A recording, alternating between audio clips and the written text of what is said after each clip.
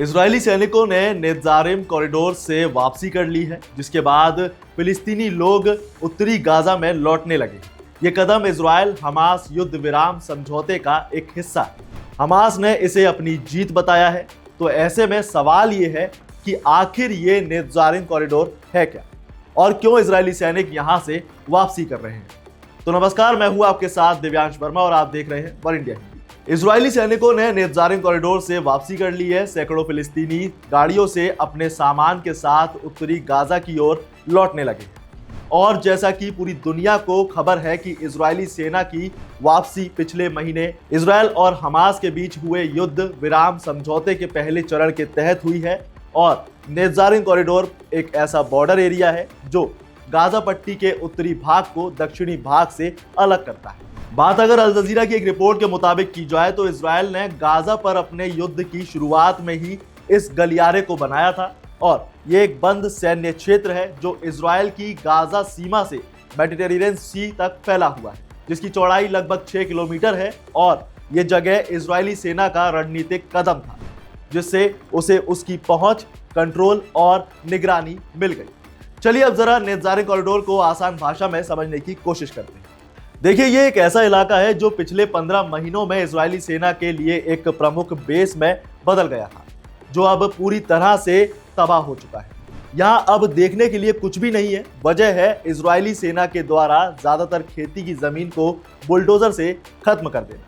और खास बात यह है कि इस गलियारे का नाम नेत्जारिम के नाम पर रखा गया है, जो 2005 में गाजा में बंद की गई आखिरी इजरायली बस्ती थी, जिसे तत्कालीन इजरायली प्रधानमंत्री एरियल शेरोन ने गाजा से इजरायली वापसी की योजना के तहत बंद किया था।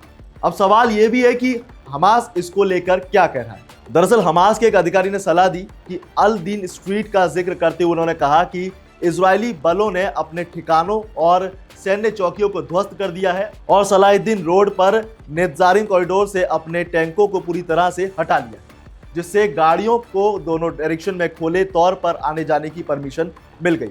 बता दें कि कॉरिडोर से इजरायली सैनिकों की पूरी वापसी हमास और इजरायल के बीच 5वें कैदियों की अदला बदली के एक दिन बाद हुई है। वहीं फिलिस्तीनी ग्रुप्स ने इजरायली जेलों में बंद 183 फिलिस्तीनी कैदियों के बदले में 3 इजरायली बंदियों को रिहा किया है। हमास के मुताबिक कॉरिडोर से इजरायल की पूरी वापसी फिलिस्तीनी लोगों के खिलाफ आतंक के युद्ध के लक्ष्यों के फेलियर की कंटिन्यूटी का मैसेज देती है। हालांकि नेत्जारिम कॉरिडोर से पहले फिलाडेल्फी कॉरिडोर की भी खूब चर्चा रही है। आइए जानते हैं ये क्या है। देखिए, जब हमास और इजरायल के बीच युद्ध विराम नहीं लगा था, उस वक्त इजरायल की तरफ से कहा गया था कि उसको गाजा में 2 स्ट्रैटेजिक लोकेशन पर अपना कंट्रोल चाहिए और ये लोकेशन है फिलाडेल्फी कॉरिडोर और नेत्जारिम कॉरिडोर। इजरायल के पीएम नेतन्याहू ने साफ कहा था कि इजरायल की सुरक्षा के लिए इन 2 कॉरिडोर पर उनका कंट्रोल जरूरी है। तो ऐसे में ये जानना बेहद जरूरी हो जाता है कि आखिर फिलाडेल्फी कॉरिडोर है क्या, जो इजरायल इस पर किसी भी हाल में अपना कब्जा चाहता है। क्यों इसका आजाद रहना गाजा वासियों के लिए जरूरी है।